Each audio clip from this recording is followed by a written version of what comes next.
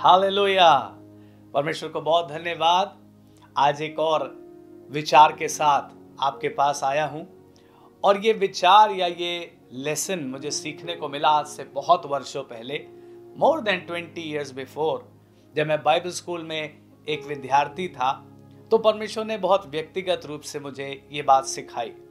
और ये विचार, ये विषय ये है कि हमारी प्रार्थना के उत्तर कई बार वहां जहां हम सोचते हैं वहां नहीं होते, वो कहीं और रखे हुए होते हैं। हमारी प्रार्थना का उत्तर कहीं और होता है।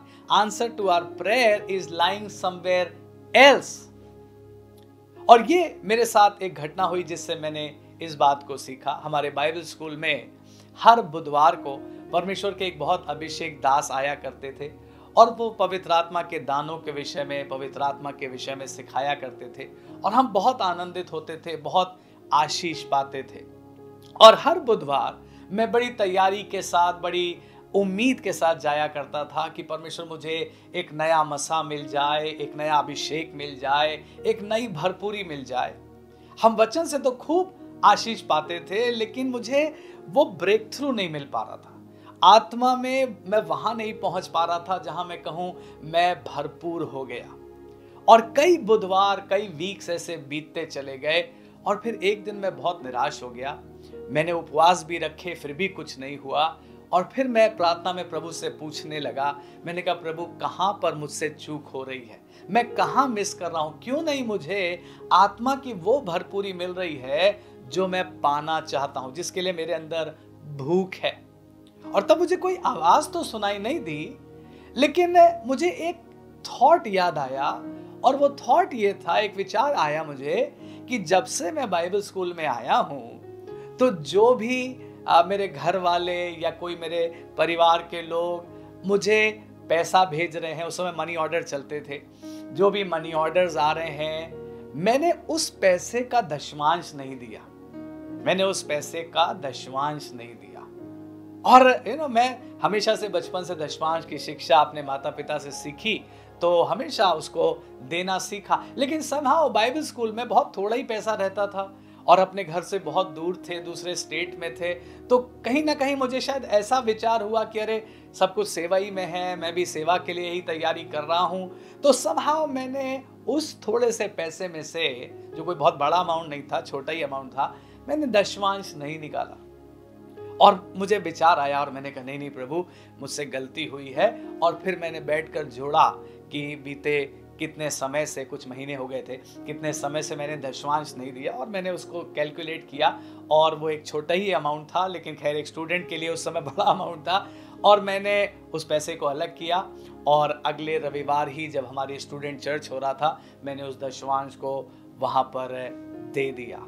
और ऐसा करने के बाद मैं खुश हुआ, मैंने प्रभु की इच्छा पूरी कर दी है। लेकिन मुझे फिर भी ये आइडिया नहीं था कि मेरे इस प्रार्थना का उत्तर मेरे दशमांश देने पर रुका हुआ था। और फिर अगला बुधवार आया और मैं अगले बुधवार भी वैसे ही गया, एक उम्मीद के साथ। लेकिन मुझे ये नहीं पता था कि उस दिन परमेश्वर मानो स्वर्ग मेरे लिए खोल देगा। उस दिन मैंने यीशु मसीह की ऐसी निकटता को महसूस किया जिसे मैंने आज तक शायद दोबारा नहीं किया। मैं आपको सच बता रहा हूं, वो ऐसा समय था, मैं लगभग 3 घंटे परमेश्वर की हुजूरी में ऐसा डूब गया कि मुझे मालूम भी नहीं पड़ा कि 3 घंटे कब निकल गए और मैं परमेश्वर की आत्मा से भरपूर हो गया। एक ताजा अभिषेक मुझे मिल गया। और फिर मुझे समझ में आया, ओ मेरी ये आशीष इस कारण से रुकी हुई थी क्योंकि मैं इस एरिया में ओबे नहीं कर रहा था। ना, मेरी बात ध्यान से समझें। मैं ये नहीं कह रहा हूं कि आप पैसा देकर अपनी बरकत पा सकते हैं। नो, आप ये बिल्कुल ना सोचे कि हम पैसा देकर कोई आशीष खरीद सकते हैं। मैं ऐसा बिल्कुल भी नहीं कह रहा। जो बात मैं कह रहा हूं वो ये है कि कई बार हमारे प्रार्थना का उत्तर कहीं और किसी बात में होता है। हमें लगता है हम उपवास कर रहे हैं, हम चर्च जा रहे हैं, हम ये भी कर रहे हैं, लेकिन फिर भी हमारी आशीष, हमारी बरकत क्यों नहीं आ रही है। हमें प्रभु से पूछने की आवश्यकता है कि हमारे प्रार्थना की वो सामर्थ क्यों नहीं आ रही है, या प्रार्थना का जवाब क्यों नहीं आ रहा है। आज मैं आपको यही इनकरेज करना चाहता हूं कि अगर कोई बरकत रुकी हुई है, परमेश्वर से जाकर पूछें और परमेश्वर मदद करेगा, परमेश्वर अगुवाई करेगा और हमें दर्शाएगा कि हम कहाँ मिस कर रहे हैं, ताकि हम अपनी आशीष को पा सके। मुझे एक और घटना याद आ रही है। ये कुछ ही वर्षों पहले की बात है। हमारे बाइबल स्कूल का एक जवान, एक स्टूडेंट कुछ समय के बाद एक दिन मुझसे मिलने को आया और उसने आकर मुझसे यूं कहा, उसने कहा सर मुझे समझ में नहीं आ रहा है क्यों कुछ समय से परमेश्वर ने मुझसे बात करना बंद कर दिया। मैं परमेश्वर की आवाज नहीं सुन पा रहा हूं, परमेश्वर की बात मैं नहीं सुन पा रहा हूं और मुझे समझ में नहीं आ रहा है कि ऐसा क्या हुआ। मैंने अपने जीवन पर भी गौर किया, कोई गुनाह नहीं है, कोई ऐसी बात नहीं है, फिर भी परमेश्वर क्यों मुझसे अब बात नहीं कर रहा। और उस भाई से बात करते करते ही अचानक से मेरे मन से ही ये बात उठी और मैं सोचता हूँ प्रभु ने ही ये बात हृदय में डाली। और मैंने उस भाई से कहा, आप याद करो कि लास्ट टाइम प्रभु ने आपसे क्या करने को कहा था और ध्यान करके ये सोचो कि क्या आपने वो बात किया जो पिछली बार परमेश्वर ने आपको करने को कहा था। और वो थोड़ी देर रुक कर सोचने लगा और उसने कहा, हाँ शायद एक बात मुझे याद आ रही है जो प्रभु ने मुझसे करने को कहा था और मैंने उसको नहीं किया।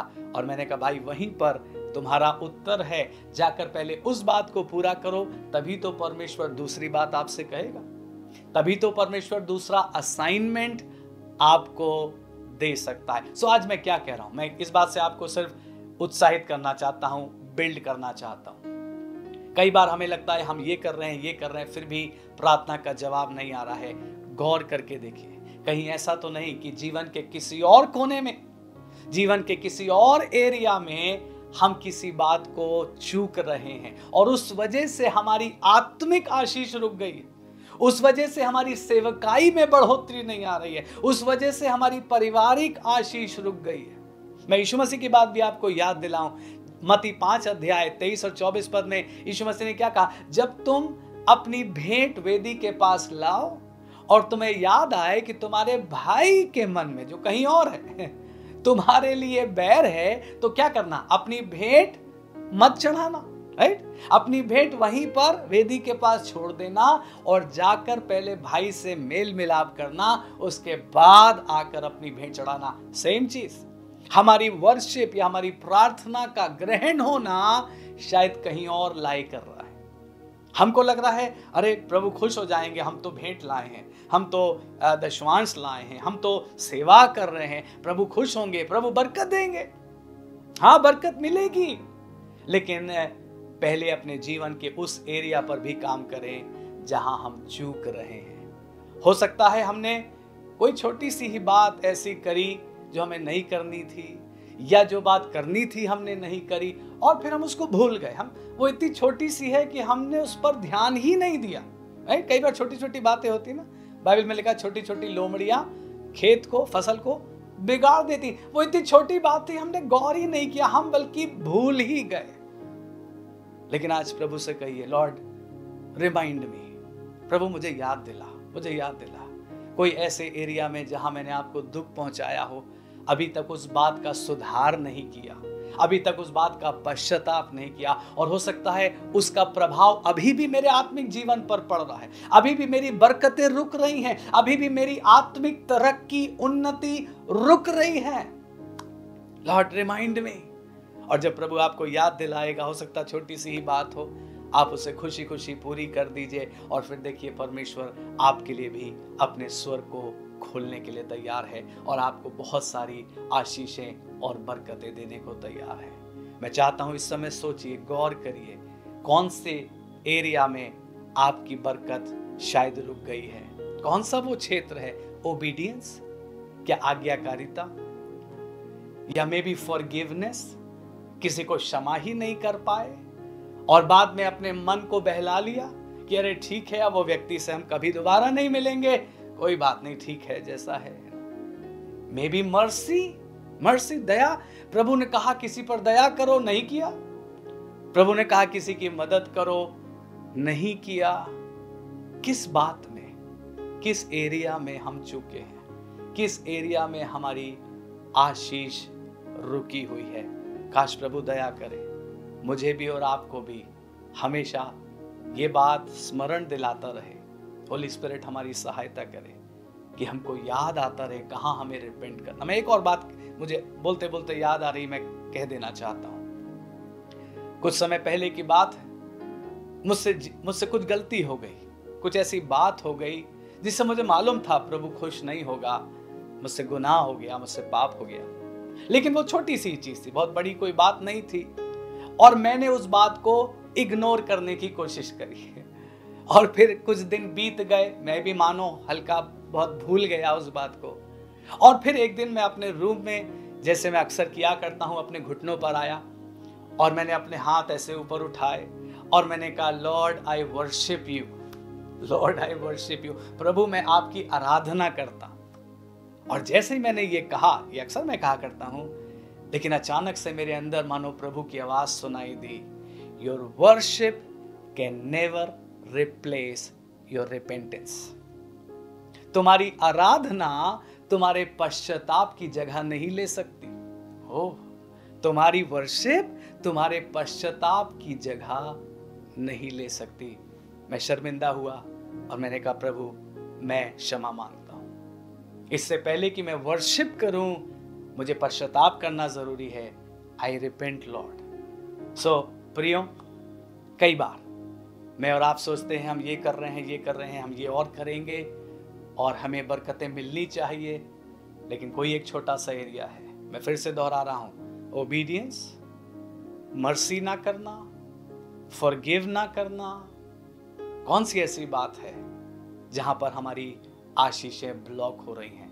प्रभु दया करे, आपकी आशीषें रुके नहीं, बल्कि परमेश्वर फ्लड्स खोल दे आपके लिए, अपने हेवन को खोल दे। और परमेश्वर ऐसा करना भी चाहते हैं। आमीन।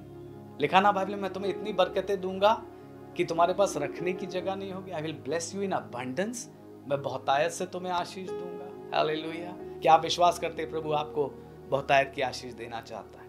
क्या आप मेरे साथ मिलकर दुआ करेंगे और प्रभु से कहेंगे, लॉर्ड आप मुझसे बात कीजिए, और वो बात चाहे कितने भी समय पहले हुई हो, जहां मुझे रिपेंट करना है या किसी को क्षमा करना है या किसी से माफी मांगना है या किसी को मैंने ओबे नहीं किया, अपने पास्टर को ओबे नहीं किया इसलिए बरकत रुक गई, अपने माँ बाप को ओबे नहीं किया इसलिए बरकत रुक गई, अपने टीचर्स को ओबे नहीं किया, Lord help me, Lord help me Lord. Holi spirit मदद करिए। आइए हम सब दुआ करें, प्रभु पवित्र आत्मा सहायता करे। आप कहिए, प्रभु मेरी सहायता कीजिए और मुझे याद दिलाइए, ताकि प्रभु मैं उस सुधार को कर सकूं, उस पश्चाताप को कर सकूं, उसको, उस भाई या उस बहन को क्षमा कर सकूं, जो भी आवश्यकता है, ताकि प्रभु मेरी बरकत आगे को रुकी ना रहे, बल्कि प्रभु मैं अपनी उन आशीषों को एंजॉय कर सकूं जो आप मुझे देना चाहते हैं। प्रभु हम आपको धन्यवाद देते हैं, आपको धन्यवाद देते हैं आपके